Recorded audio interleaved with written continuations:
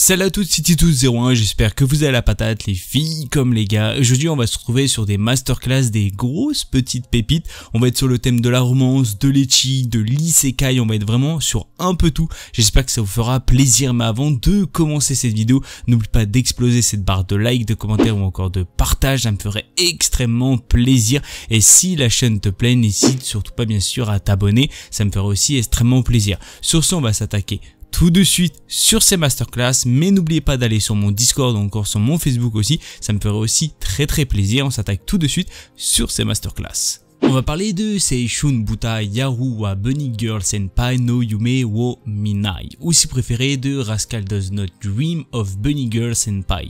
On est basé sur un nombre d'épisodes de 13 épisodes de 25 minutes, il est sorti en 2018. Il y a la VF pour les intéressés qui est sorti en 2021. On est sur la comédie, de la romance, du surnaturel de l'école et bien sûr du quotidien.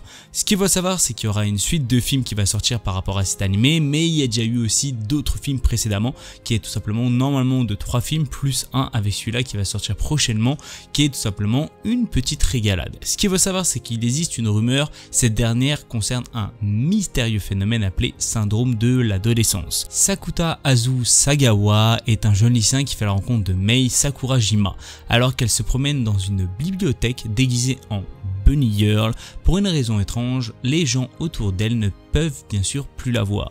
Mei est en fait son aînée au lycée, ainsi qu'une ancienne actrice célèbre qui s'est retirée de l'industrie du cinéma suite à un désaccord avec sa mère.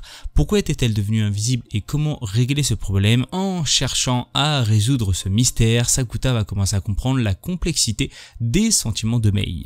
Alors moi, ce que j'ai à dire, c'est que déjà de base, l'anime globalement était une régalade et une pure pépite, il a extrêmement bien marché. Il y a eu pas mal de monde qui ont été vraiment attirés par cette espèce d'animé qui était un peu assez atypique par rapport à tout simplement le fameux syndrome de l'adolescence qui est bien sûr expliqué sur tout le long de l'animé. Vous allez bien sûr avoir des films qui sont tout simplement une suite de l'animé qui est vraiment une pure régalade. Moi sincèrement j'ai adoré bien sûr l'animé, et sincèrement j'ai encore plus adoré l'animé, on va dire plutôt le film d'animation qui était vraiment une régalade au fur et à mesure, et sincèrement je m'en lasse pas du tout. C'est pour ça que je voulais vous parler bien sûr de cette film d'animation, une autre suite de ce film d'animation qui va être une pure régalade je pense aussi. On a eu pas mal de petites news par rapport à ça, et on va pas se mentir que si c'est aussi une pépite comme le précédemment film, je pense que ça peut être vraiment un énorme banger. Alors moi ce que j'ai à dire, foncez si vous connaissez pas cet animé comme ces films d'animation, et je pense que vraiment vous allez adorer cette série là. Alors on va parler de Chouchouté par l'ange d'à côté, ou si préféré de The Angel Next Door Spoils Me Rotten. On est basé dans à peu près 12 épisodes de 24 minutes, il est sorti en 2023, on est sur la comédie, de la romance, de l'école et bien sûr du quotidien pour les intéressés. Il est sorti sur Crunchyroll. Amane Fujimiya est le voisin de Maheru Shina, une étudiante connue pour sa beauté angélique et ses excellentes notes. Amane est un étudiant ordinaire qui ne lui a jamais vraiment adressé la parole. Un jour en rentrant de l'école, il croit Shina qui lui rend son parapluie en lui disant que son appartement est sale et qu'il devrait le ranger. Ainsi débute une relation entre un ange à la langue acérée et un étudiant ordinaire. Alors moi ce que j'ai à dire, c'est qu'au tout début j'avais un petit peu de mal par rapport à Shina parce que c'était un peu le personnage parfait, le personnage qui avait aucun défaut et le personnage qui allait bien sûr montrer tous les défauts, qui est bien sûr ce fameux Maheru qui fait vraiment pas mal de choses assez chiant, on va pas se mentir. Globalement ça m'a vraiment extrêmement surpris parce que la romance elle est extrêmement douce et c'est vraiment du pur bonheur à regarder, et je pense que je mâche mes mots par rapport à ça. C'était vraiment j'ai tracé les 12 épisodes que j'ai vraiment pas vu du tout. C'était vraiment un énorme banger et c'était vraiment un énorme coup de cœur pour l'année bien sûr 2023, et je pense que pas mal de personnes vont vraiment accrocher cet animé qui est pour ma part une petite pépite sur le thème de la romance. Alors c'est une romance extrêmement lente mais véritablement très douce, et je pense que pas mal de personnes pourraient bien sûr adorer ça. Moi ce que j'ai à dire, c'est que c'est deux personnages littéralement opposés mais dans la globalité qui peuvent tout simplement se coordonner et vraiment s'assembler au fur et à mesure.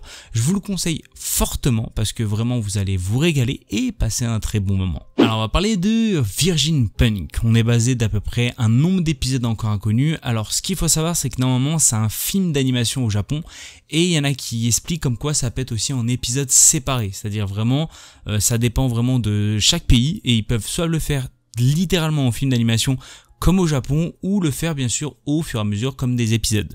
Alors globalement il va sortir prochainement en 2025, on est sur du genre de l'action, de l'aventure, du mystère, de l'assassinat, du cyberpunk et bien sûr de la fille et de pistolet. L'histoire dépeint les angoisses du personnage principal Mei Ubu qui survit en tant que chasseuse de primes. Elle se trouve mêlée à une histoire totalement chaotique tissée par les personnages qui l'entourent. Alors globalement ça m'a fait énormément penser à Cyberpunk.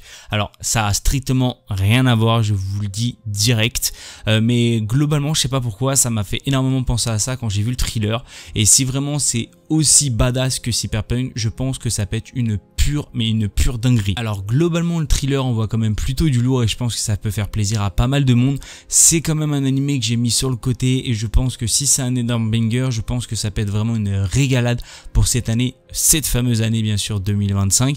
J'espère que ça va être fait en espèces d'épisodes, ça sera aussi plutôt pas mal parce que film d'animation c'est aussi bien mais c'est quelque chose que tu traces d'un coup et c'est quand même plutôt dommage.